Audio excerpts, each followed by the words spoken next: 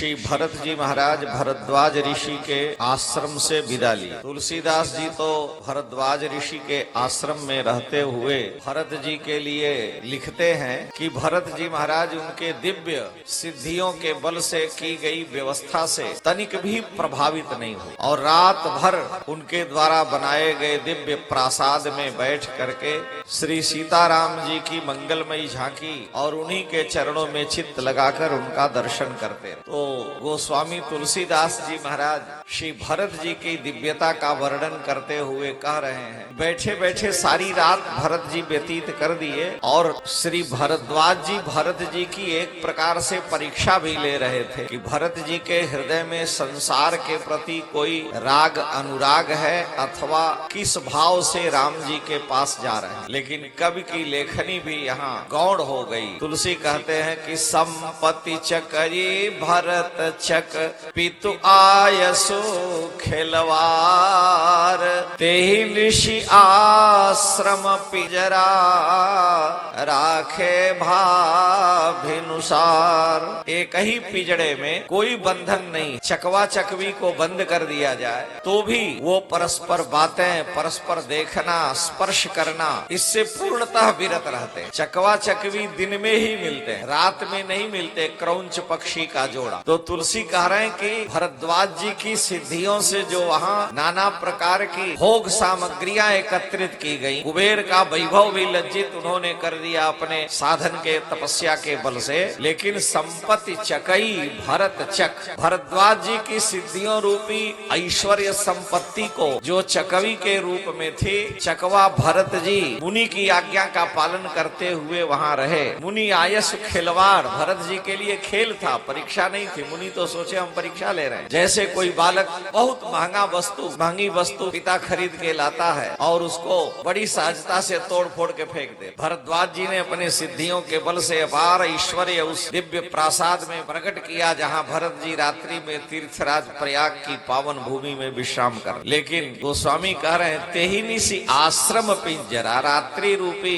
पूरी रात आश्रम रूपी उस महल रूपी पिंजरे में भरत को बैठे बैठे राखे भावानुसार। भोर हो गया लेकिन तनिक भी श्री भरत जी के मन में इन ऐश्वर्यों को देखकर विकार नहीं। ये भरत जी के जीवन की दिव्यता। इसीलिए जब लक्ष्मण जी ने कुछ कहा तो राम जी ने, भगवान जिसके ऊपर इतना विश्वास करें तो मनुष्य की तो बात ही अलग है। ये ऋषि भी मनुष्य कोटि में सिद्ध ऋषि, लेकिन भगवान को महाविश्वास श्री भरत जी के ऊपर। और वो कह रहे हैं लक्ष्मण, भरत पिता का संदेश लेके आ रहे होंगे अथवा हमको मनाने के लिए आ रहे हैं। भरत के मन में राज्य की कामना नहीं हो सकती। हे लक्ष्मण, कान खोल के तुम सुन लो। भरत ही हो इन राज मद, अयोध्या के वैभव को छोड़ दी, मैं राम कह रहा। भरत ही हो इन राज मद विधि हरिहर पद पाए, कबहू की कांची सीकरनी क्षीर सिंधु बिन सा।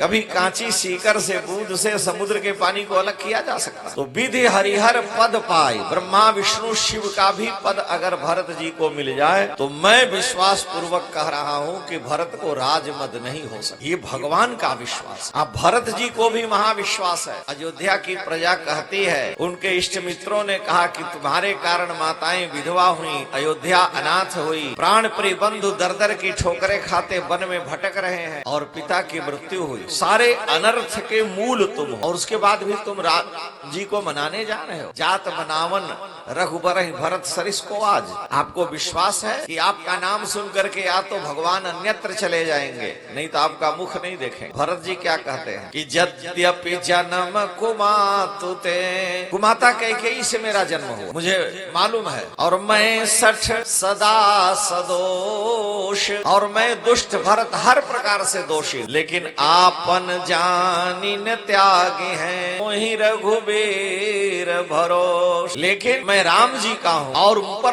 मुझे महाविश्वास है कि वो अपने भरत का त्याग नहीं करें। यद्यपि मैं अनभल अपराधी हे मोहि कारण सकल उपाधि, जो उपद्रव हुआ मेरे कारण, मैं भला नहीं हूँ, अपराधी हूँ, तो भी यद्यपि मैं अनभल अपराधी भे मुहि कारण सकल उपाधि, तदपि शरण सन्मुख मोहि देख, क्षमि सब करी हहि कृपा विशेषी। मेरे सारे अपराधों को क्षमा करके श्री राम कृपा करेंगे। मुझे महाविश्वास, और भक्ति में भगवान पर विश्वास होना ही भक्ति का रक्षिष्यत इति विश्वासो गोप्तृत्व वर्णम तथा। भगवान पर महाविश्वास, भगवान मेरी रक्षा करेंगे क्योंकि वो उनका मैंने गोप्तृत्व रूप में, गोप्ता रक्षकत्व के रूप में वर्णन। भगवान रक्षक। भरत जी भरद्वाज जी के यहाँ से विदा होकर के चित्रकूट की ओर गए। विशाल सेना साथ में है। जमुना पार करके चित्रकूट के उस पर्वत से उठते हुए धुएं को देख करके गुहदेव जी महाराज साथ में है। कल्पना करते हैं कि यत्र यत्र धूमा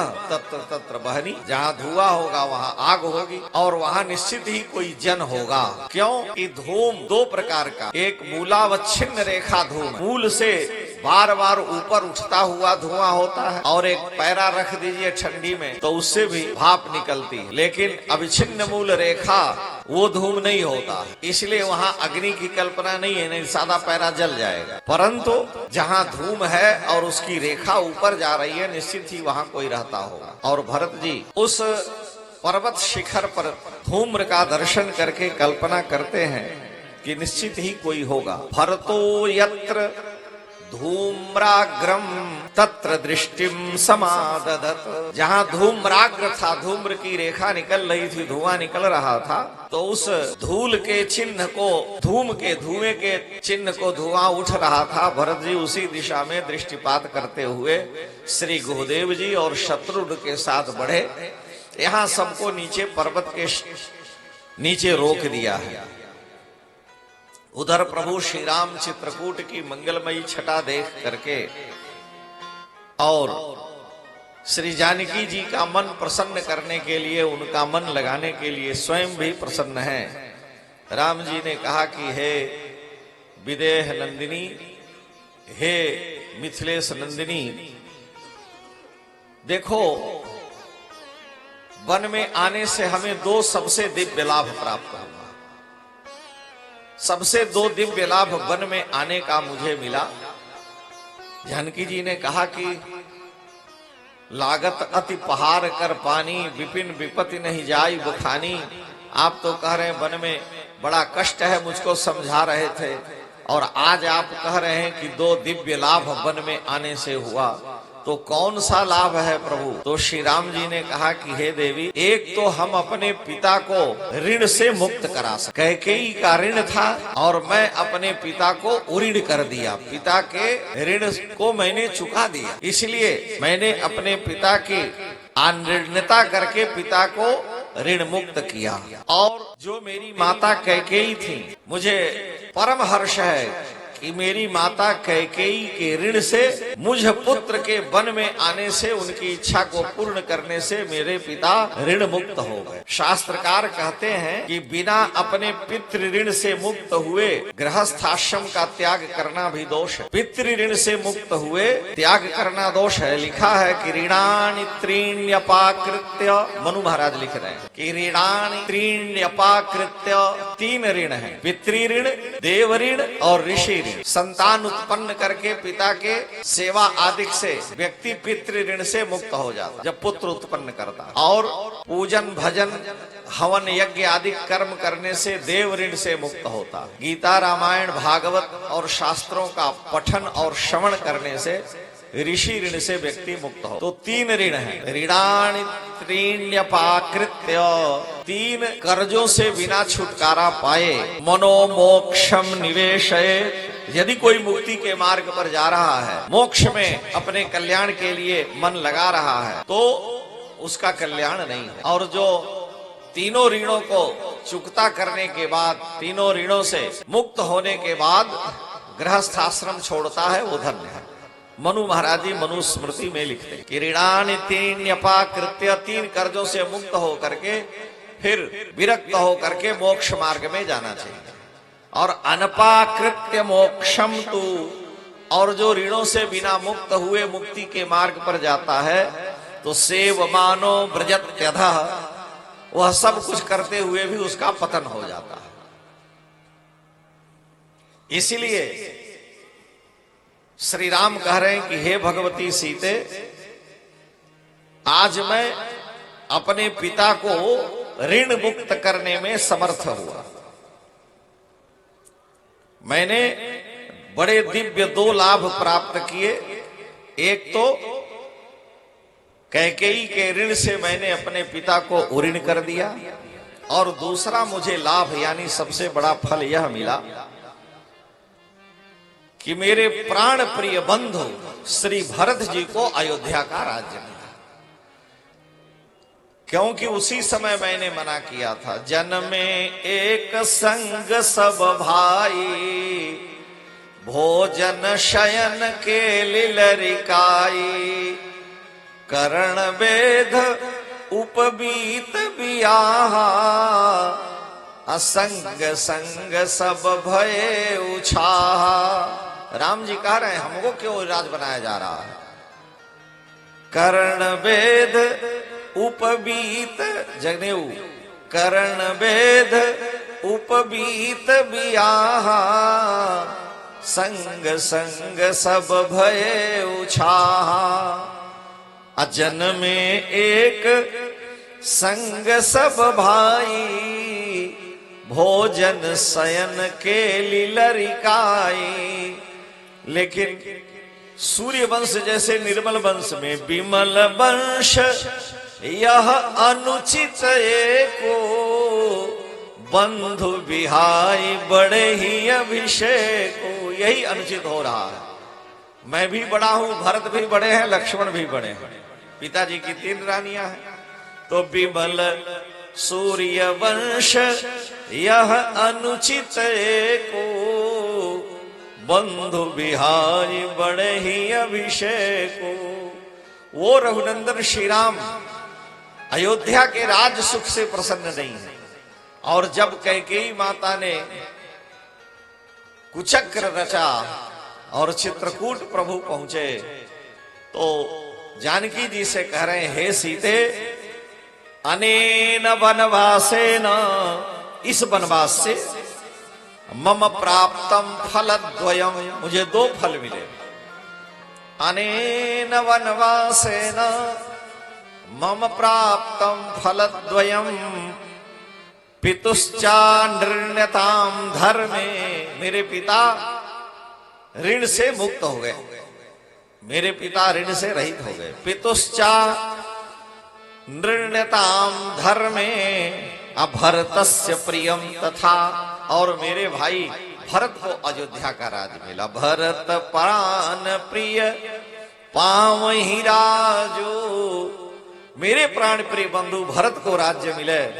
मैं तो सेवा के लिए आई हूं, राज्य के लिए तो भरत को ही होना चाहिए।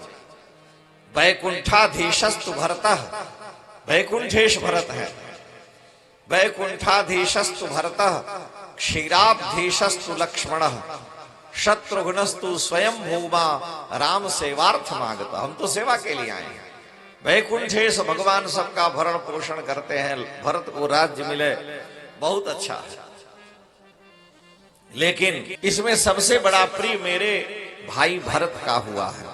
भरत को राज्य प्राप्त हुआ है, इसलिए मुझे अपार हर्ष। अनेन वनवासेन मम प्राप्तम फलद्वयम, पितुश्चा नृण्यताम धर्मे अभरतस्य प्रियम तथा। भगवती सीता से श्री राम कहते हैं, सीते, सेवक धर्म का जो आदर्श है वह मेरे अनुज धर्मात्मा लक्ष्मण मेरी सेवा में करके पूर्ण कर रहे। तुम भी मेरे मन के अनुकूल अपना सारा कार्य करती हो, मैं देख रहा हूं। इसलिए मेरे मन में हे सीते, हे भगवती जनकनंदिनी, परम संतोष रहता है कि मेरा अनुज सेवक धर्म का पालन कर रहा है, मेरी प्रिया मेरे मनोनुकूल कार्य कर रही है। राम जी जानकी जी से कह रहे हैं, लक्ष्मणस्यैव धर्मात्मा अमन्निदेशे व्यवस्थितः।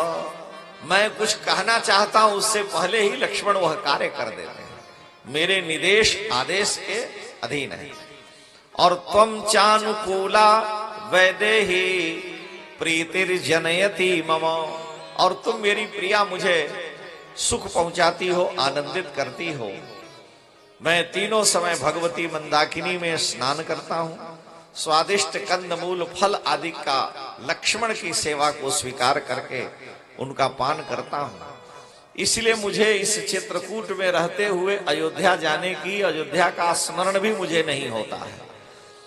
मेरे मन में राज्य पाने की तनिक भी अभिलाषा नहीं है सीते। लक्ष्मणश्चैव धर्मात्मा मन्निदेशे व्यवस्थिता त्वं चानुकूला वैदेही प्रीतिम जनयति च माम। और इतना ही नहीं, उपस्पृष्टृश्रवणम मधुमूल फलाशन नायोध्ये न राज्याय स्पृहे च त्वयास। तीनों समय स्नान करके भगवान का भजन पूजन होता है। न मुझे अयोध्या की याद आ रही है और न अयोध्या के सुख का स्मरण हो रहा है।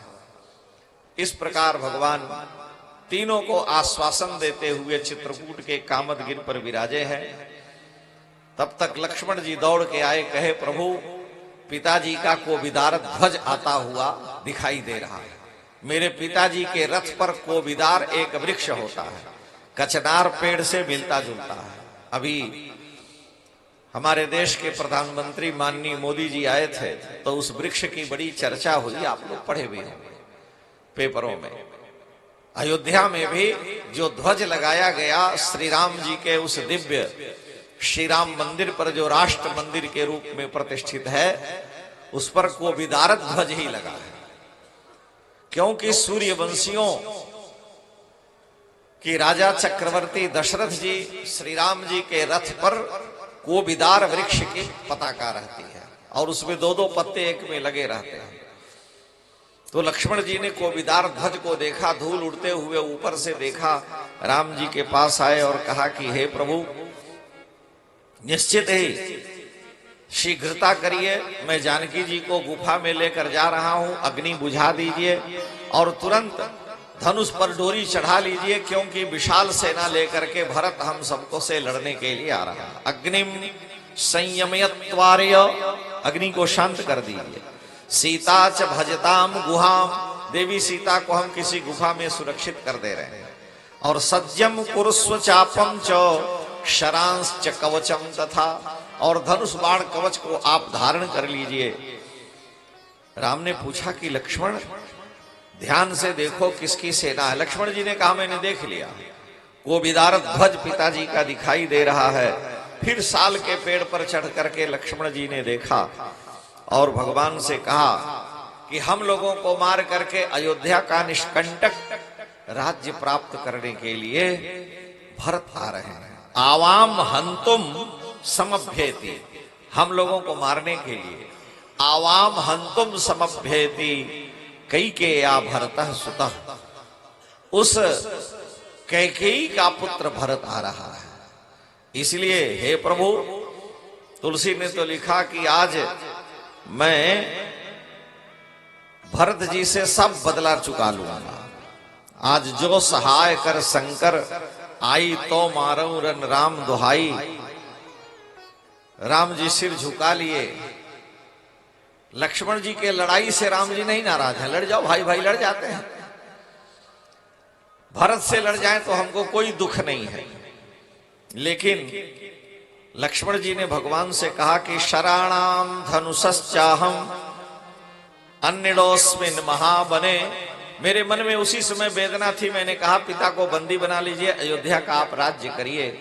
आपने नहीं स्वीकार किया, तो आपकी सेवा में मेरे ऊपर ये कर्जा अभी भी पड़ा हुआ है कि मैं आपको दुखी देख रहा हूं। वन में चरणों में फफोले पड़े हैं। गुरुवर्थे त्यक्त राज्यो व्यचरद अनुवनम पद्म पद्भ्याम प्रियाया। कितने सुकोमल राघव के चरण हैं। सुखदेव भगवान भागवत में कहते हैं कि गुरुवर्थे माने पिता की आज्ञा का पालन करते हुए वन में जा रहे हैं। गुरुवर्थे त्यक्त राज्यो व्यचरद अनुवनम पद्म पद्भ्याम प्रियाया।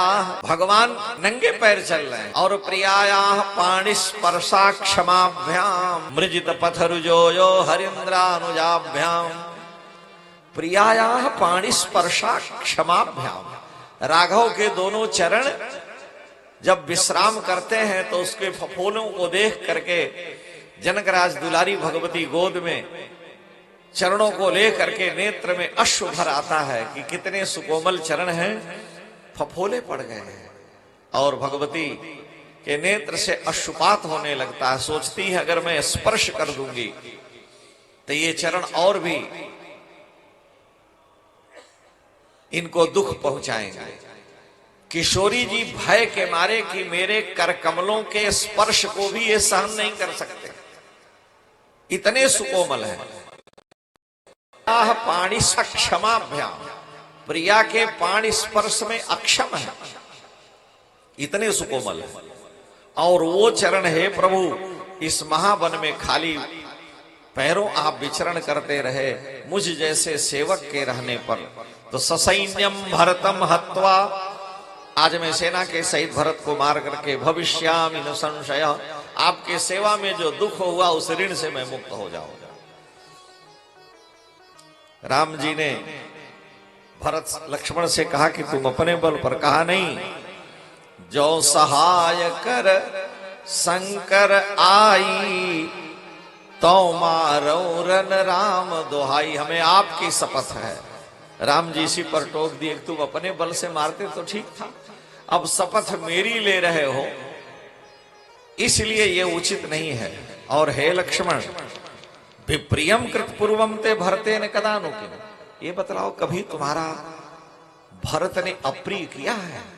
भरत ने कभी स्वप्न में भी तुमको हानि पहुंचाई हो तो हमें बताओ। ईदृशम वा भयम ते द्य, और आज तुम्हें भरत से ऐसा भय है। भरतम यद विशंकशे, मैं समझ नहीं पा रहा हूं मेरे अनुज लक्ष्मण कि तुम्हारे जैसा मेरा सेवक मेरे छोटे भाई भरत के हृदय को इतना गलत कैसे समझ लिया। भरत के वध के लिए तुम कठोर वचन निकाल रहे हो, और वो भी किसके लिए? केवल राज्य के लिए, कि अयोध्या का राज्य मेरे प्रभु को नहीं मिला तो मैं भरत का वध कर सकता हूं। लक्ष्मण कान खोल के सुन लो, मेरा ये दृढ़ विश्वास है, मैं जो आज्ञा दूंगा मेरी आज्ञा का भरत कभी उल्लंघन नहीं कर सकता। ऐसी दशा में यदि तुम राज्य के लिए भरत को मारने का मन में विचार लाते हो तो भरत को आने दो। अगर पिता के स्थान पर भरत आ रहे हैं, यदि राज्यस्य हेतोस्त्वम, यदि तुम राज्यस्य हेतो, यदि राज्यस्य हेतो त्वम इमाम वाचम प्रभाषसे, ऐसे कटु वचन भरत को मारने का कह रहे हो तो बक्ष्यामि भरतम दृष्ट्वा, तो भरत के आते ही मैं उनसे बक्ष्यामि कहूंगा कि राज्यम अस्मयी प्रदीयताम, हे भरत आप अयोध्या का सारा वैभव, चक्रवर्ती सम्राट का राज्य मेरे अनुज लक्ष्मण को दे दीजिए। और लक्ष्मण, मुझे महाविश्वास है कि उच्यमानो ही भरतो, जब मैं ऐसा वचन कहूंगा तो लक्ष्मण कान खोल के सुनो, उच्यमानो ही भरतो मया लक्ष्मण तद वचः राज्यम अस्मयी प्रयक्षेति बाढ़मित्येव मंसते। जो मैं कहूंगा कि राज्य सारा अयोध्या का लक्ष्मण को दे दो, भरतनिक भी संकोच नहीं करेगा, सारा अवध का सुख, राज, संपत्ति सब तुम्हें दे देगा। इसलिए ऐसा वचन भरत के लिए, तुम्हारे जैसे सेवक के लिए कहना ठीक नहीं है। तथोक्तो धर्मशीलेन भ्रात्रा तस्य हिते रतः लक्ष्मण प्रविवेशेव स्वानिगात्राणि लज्जया। लक्ष्मण जी का जो क्रोध आवेश बढ़ा था, क्रोध आवेश में शरीर में शक्ति, बल, उत्साह, धैर्य, अत्यधिक शक्ति के कारण प्रफुल्लित होकर के रोमांचित होने लगते हैं, शरीर की शक्ति कई गुना बढ़ जाती है। लेकिन जब राम जी ने यह शब्द कहा तो गात्राणि स्वानि लज्जया, लक्ष्मण जी अपने शरीर में ही लज्जा के कारण गड़ गए, भगवान के आगे सिर झुका लिए। राम जी ने कहा कि लक्ष्मण, भरत के प्रति विपरीत सोचना ये बड़ा भारी दोष है। जब तक मैं हूं, भरत मेरे विपरीत कभी नहीं जा सकता। लक्ष्मण जी एकदम मौन हो गए। फिर राम जी ने लक्ष्मण जी को हृदय से लगाया, क्योंकि भाई लक्ष्मण जी तो रघुपति कीरति राम जी के कीर्ति रूपी विमल पताका दंड समान भयउ जस जाका। वो तो भगवान के यश के डंडे हैं। वो राम जी के यश की अगर हानि हो तो पिता और भाई सबसे लड़ सकते हैं, क्योंकि डंडे का काम है ध्वज को ऊपर उठाना। तो राम जी जान रहे हैं कि लक्ष्मण अपनी जगह पर विशेष धर्म का पालन कर रहे हैं, ठीक है, लेकिन भरत विशेषतर धर्म का पालन कर रहे हैं। राम जी तो सामान्य धर्म का पालन करते हैं। विशेष धर्म है कि गुरु पितु मातु न जानऊ काऊ। मेरे कोई माता पिता गुरु कुछ नहीं है, मेरे सबही एक तुम स्वामी राम सूत्रधर अंतर जान। लेकिन भरत जी विशेषतर धर्म का पालन करते हैं। लक्ष्मण जी से एक डिग्री आगे है। लक्ष्मण जी को भगवान की प्रसन्नता से नहीं लेना है, प्रभु के यश कीर्ति उनके दिव्य स्वरूप की रक्षा करना, मेरे प्रभु के यश कीर्ति की हानि न हो। लेकिन भरत जी का सिद्धांत है श्री राम के मुखोल्लास के लिए, जैसे श्री राम को प्रसन्नता हो, जैसे उनकी प्रसन्नता हो वह करना, इसलिए विशेषतर धर्म है। तो लक्ष्मण जी शांत हो गए। तब तक भरत जी उस पर्वत खंड पर पहुंचे। गुहेन सारथम त्वरितो जगाम पुनर्निवेशैव चमु महात्मा। भरत जी पर्वत खंड पर पहुंचे और दूर से ही उन्होंने पर्णकुटी को देखा। भरत जी ने जब ही श्री राम प्रभु को देखा, भाव विह्वल हो करके भगवान की ओर दौड़े। लक्ष्मण जी ने प्रभु से कहा कि हे प्रभु, हे नाथ, अभ्यभासत धर्मात्मा भरत कैकेयी सुतः। कैकेयी के पुत्र भरत आपको प्रणाम कर रहे हैं। लक्ष्मण जी ने भगवान से कहा कि प्रभु, भरत प्रणाम करत रघुनाथा। तो राम जी ज्यों ही उसमें तो तुलसी कह रहे हैं, उठे राम सुन प्रेम अधीरा, उठे राम सुन प्रेम अधीरा। कहूँ पट कहूँ निसंग धनु धीरा, कहूँ पट कहूँ निसंग धनु धीरा। धनुष वस्त्र बाण का ख्याल नहीं रहा, ध्यान नहीं रहा। भरत जी का दर्शन करते ही श्री राम भरत जी की भक्ति से रीझ करके प्रेमोन्मत्त हो करके केवल सामान्य बलकल धारण किए भरत जी की ओर दौड़ पड़े और उनको अपनी भुजाओं में ले लिया। आग्राय रामस्तम मूर्धनि परिष्वज्य च राघवम अंके भरतमारोप्य परिपृच्छत सागरम। भरत को उठा करके भगवान ने हृदय से लगाया, उनका मस्तक सूंघ करके गोद में लेकर के बार बार उनके सिर पर हाथ फेरा और कहा, भरत पिताजी के पाए हुए राज्य का परित्याग करके और तुम मृगचर्म धारण करके सिर में जटाएं बना करके वन में आए हो। अरे यन निमित्तम इमं देशम कृष्णा जिन जटाधर हित्वा राज्यम प्रविष्टस्तम तत्सर्वम वक्तुमर्हसि। आप हमें बताएं, तुम्हें जटा धारण करने की क्या आवश्यकता थी? लक्ष्मण राम जी की बात सुन करके भरत जी ने कहा कि हे प्रभु, हे नाथ, आप वन में चले आए और मैं अपने नाना के यहाँ कैकेय देश में था। ऐसी दशा में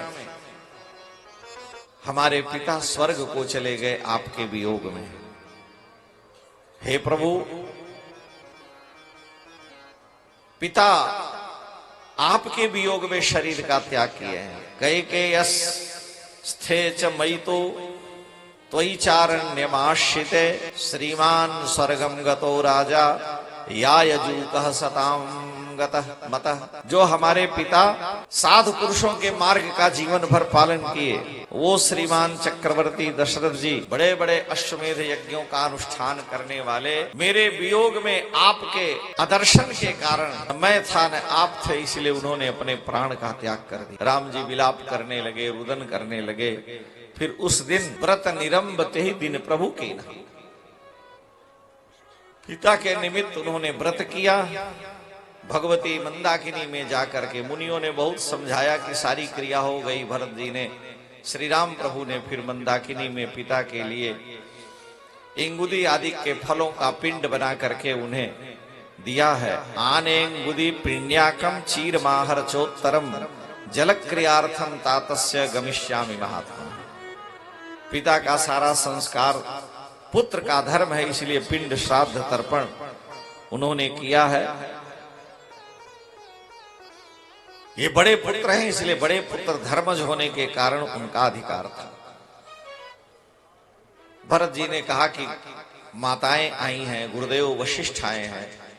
शत्रुघ्न जी को सीता जी के पास छोड़कर दोनों भाई गए और जाकर के गुरुदेव के चरणों में वंदन किया, माताओं का वंदन किया। इसी बीच में मिथिला के राजा महाराज जनक भी आए। सबका परस्पर मिलन हुआ, सभा एकत्रित हुई और सबने एक स्वर से प्रस्ताव रखा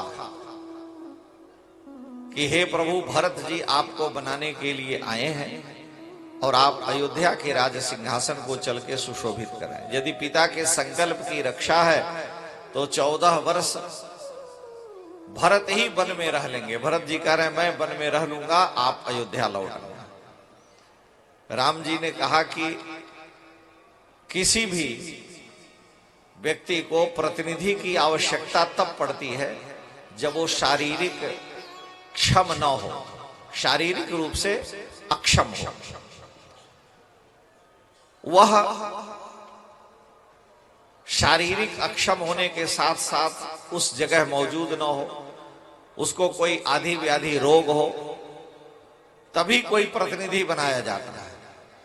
और यदि व्यक्ति हर प्रकार से समर्थ है तो प्रतिनिधि की आवश्यकता नहीं। पिता ने हमें 14 वर्ष का वनवास दिया है तो मैं हर तरह से क्षम हूं। जब क्षम है तो हम आपको प्रतिनिधि बना करके वन में रखें, हम अयोध्या का राज्य करें। भरत, ये शास्त्र के विपरीत है, इसलिए मैं तुम्हें अपना प्रतिनिधि नहीं बना सकता।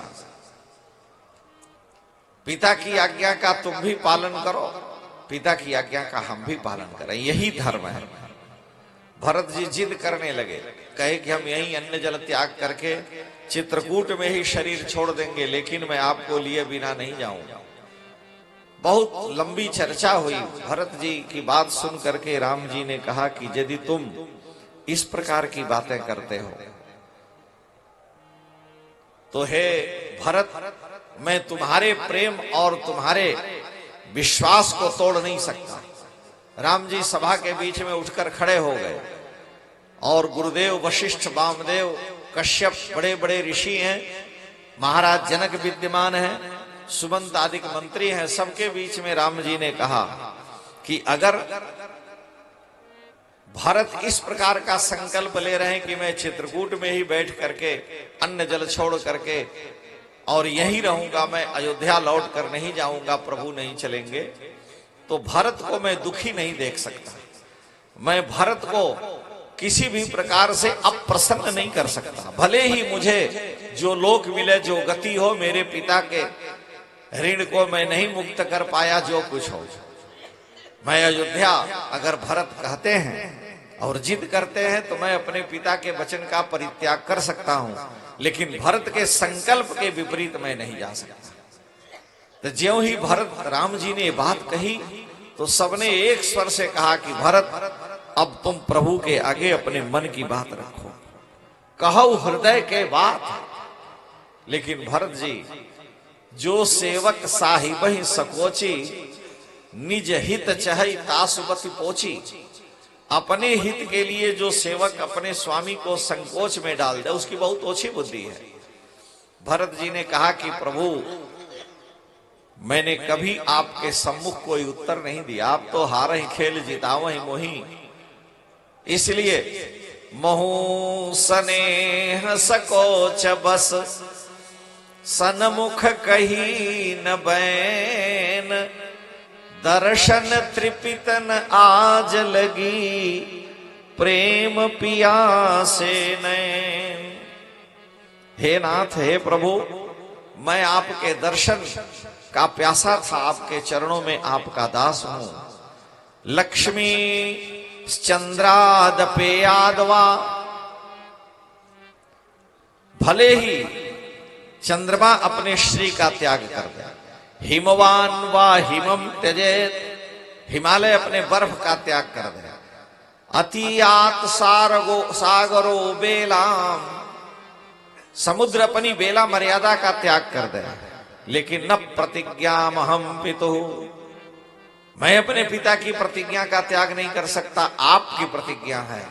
और अगर हमारी दृढ़ता के कारण, हे रघुनंदन, हे श्री राम, आप अगर अपनी प्रतिज्ञा का त्याग करते हैं तो उस दोष के भागी हम भी बनेंगे। इसलिए तुलसी कह रहे हैं कि जय विधि प्रभु प्रसन्न मन होई, जय विधि प्रभु प्रसन्न मन होई, करुणा सागर कीजे सोई, करुणा सागर कीजे सोई। नारद भक्ति सूत्र में लिखा है कि तत्सुखे सुखित्वम, जो अपने प्रभु अपने इष्ट के सुख में सुखी रहता है वही भक्ति का अधिकारी है। अपने स्वामी को दुख दे करके और सुख की कामना करना ये ठीक नहीं है। नीके रहो मेरे प्यारे बने रहो, नियरे रहो चाहे न्यारे बने रहो। आप मेरे प्यारे बने रहिए, मैं आपका प्रिय बना रहूं, चाहे पास में रहूं या दूर रहूं। सिया अली जी कहते हैं कि नीके रहो मेरे प्यारे बने रहो, नियरे रहो चाहे न्यारे बने रहो, जहां भी रहो मेरे ही रहो, मेरे जीवन के प्राण आधारा बने रहो, नीके रहो मेरे प्यारा बने रहो। हम ऐसे प्रेमी नहीं हैं कि आपको दुखी देख सकें। राम जी ने फिर कहा कि तब जो चरण पादुका लाए हो मैं तुम्हारे जीवन के प्रतिनिधि रूप में दे रहा हूं। उस दिव्य चरण पादुका पर श्री राम जी ने अपने चरणों को पधारा और भरत जी भगवान की आज्ञा को शिरोधार्य किए। अधिरोहार्थ पादाभ्याम पादुके हेम भूषिते, सुवर्ण से अलंकृत उस पादुका पर भगवान ने अपना चरण रखा। और एते ही सर्वलोकस्य योगक्षेमं विधास्यतः, राम जी ने कहा भरत तुमको कोई चिंता नहीं करनी है। एते पादुके, ये दोनों जो चरण पादुकाएं मेरी प्रतिनिधि हैं, सर्वलोकस्य योगक्षेमं विधास्यतः, ये सारे लोक का योगक्षेम विधान करेंगी। गीता में भगवान ने कहा कि अनन्यास चिंतयन्तो माम ये जनाः पर्युपासते, जो मेरे अनन्य होकर के मेरी उपासना करते हैं, अनन्य मेरी भक्ति करते हैं। गंगा गए गंगादास, जमुना गए जमुनादास, सरजू गए सरजूदास, जहां देखी भरी परात वहीं बिताई सारी रात। ये भक्ति नहीं है। एक ही साधे सब सधे, सब साधे सब जाए, गह पकड़ा जब मूल को तो फूले फले अघाय। सियाली जी कहते हैं कि ऐसे नहीं हम चाहनिहार जो आज तुम्हें कल और को चाहे। आज किसी से प्रेम कल किसी से प्रेम, ये नहीं। ऐसे नहीं हम चाहनिहार जो आज तुम्हें कल और को चाहें। फेंक दूं आंखें निकाल दो यदि दूसरी ओर करें जो निगाहें। लाख मिले तुमसे बढ़ के तुम ही को चाहें, तुम ही को सराहें। और प्राण रहें जब लो तन में तब लो हम नेह के नाते निभाहें। नीके रहो मेरे प्यारे बने रहो, नेरे रहो चाहे न्यारे बने रहो। हे प्रभु आप मेरे हैं, मैं आपका हूं।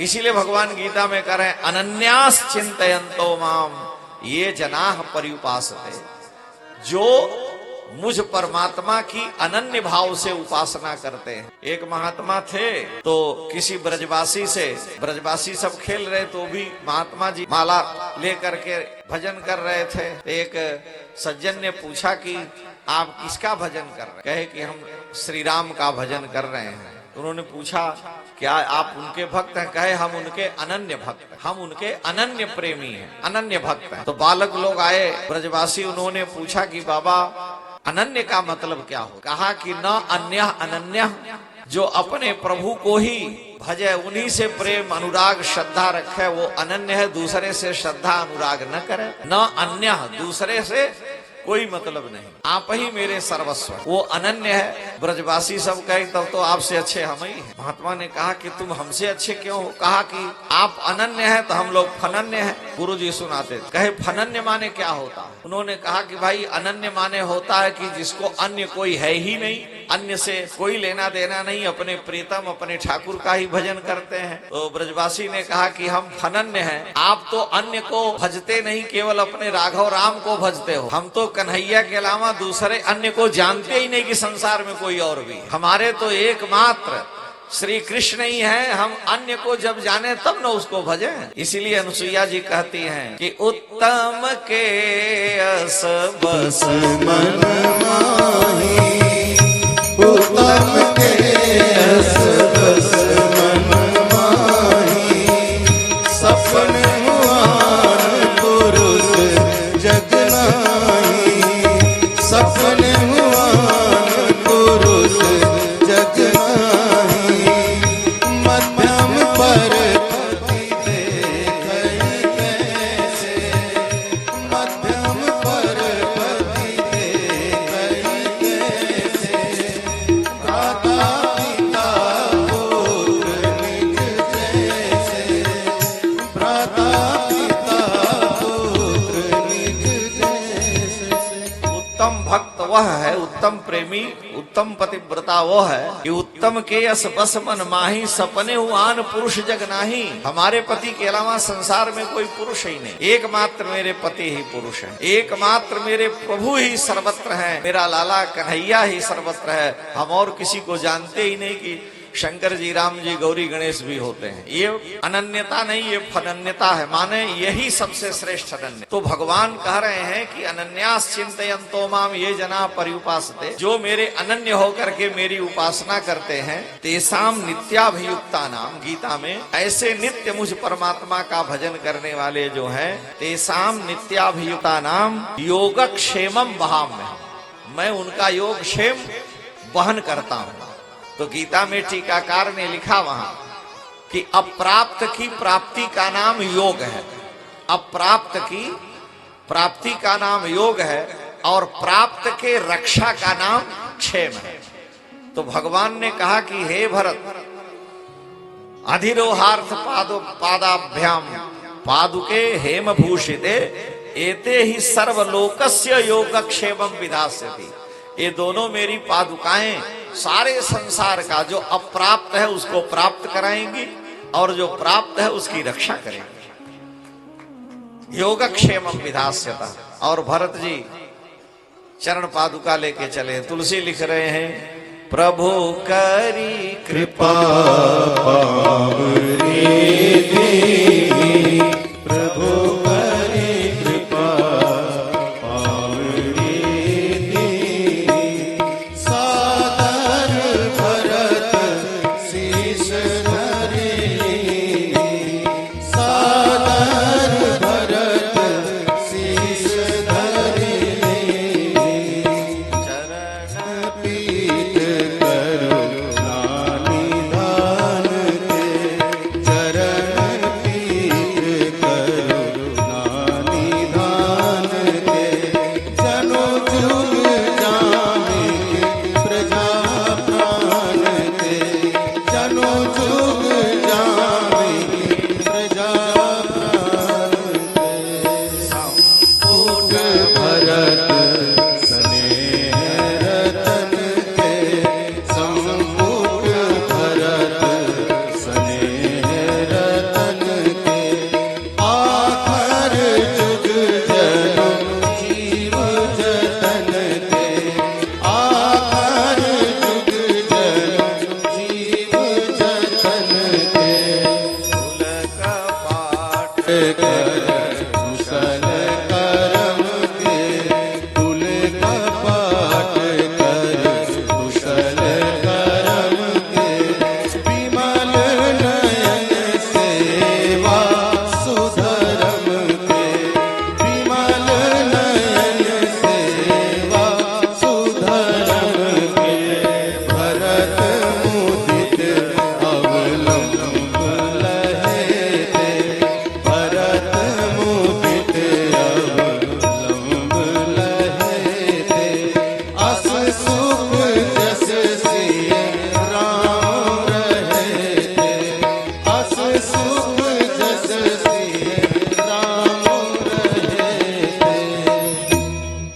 भारत के सारे साधनों और संकल्पों की रक्षा करने के लिए श्री राम ने सुवर्णमयी चरण पादुका पर अपने श्री चरणों को पधार करके उन्हें दिया।